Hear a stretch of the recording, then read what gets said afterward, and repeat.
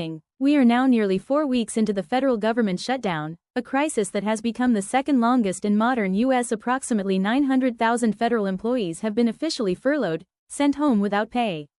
Crucially, another estimated 2 million essential personnel, including Border Patrol agents, TSA officers, and active-duty military, are working without an immediate paycheck. For many of these families, the lack of pay is translating into immediate financial hardship, struggles to pay rent, mortgages, and put food on the table. The shutdown has curtailed or entirely halted non-essential services. National parks are largely unstaffed. Critical economic data releases, like the Bureau of Labor Statistics Jobs Report, have been delayed, injecting uncertainty into financial markets. Economists across the spectrum are sounding the alarm.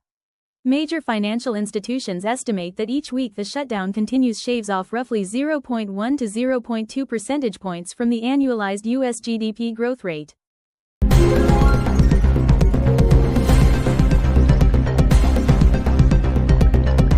U.S. President Donald J. Trump has concluded the first, high-stakes leg of his regional tour at the 47th ASEAN Summit in Kuala Lumpur, Malaysia. The two-day visit on October 26 and 27 produced two central headline-making achievements: a new bilateral trade agreement and a major diplomatic breakthrough in Southeast Asia. The most publicized outcome was a diplomatic victory touted by the White House: the signing of the Kuala Lumpur peace accords between Thailand and Cambodia.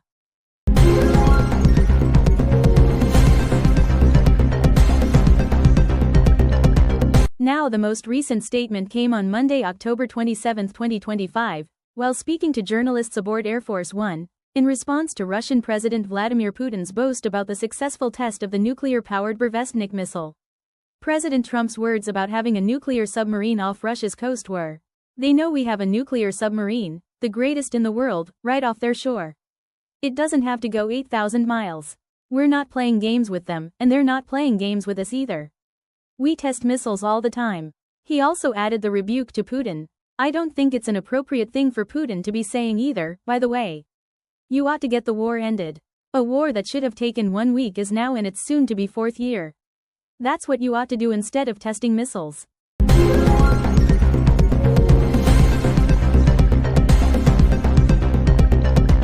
Up next, British political commentator Sammy Hamdy has been detained by U.S. Immigration and Customs Enforcement, ICE, agents at San Francisco International Airport, SFO, officials confirmed Sunday, sparking a fierce debate over national security versus freedom of speech. Hamdy, a frequent commentator on Middle Eastern politics who was in the U.S. on a speaking tour, was taken into custody after his visitor visa was revoked by the State Department on Friday. ICE confirmed the detention, stating Hamdy was now illegally in the country and would be placed in removal proceedings.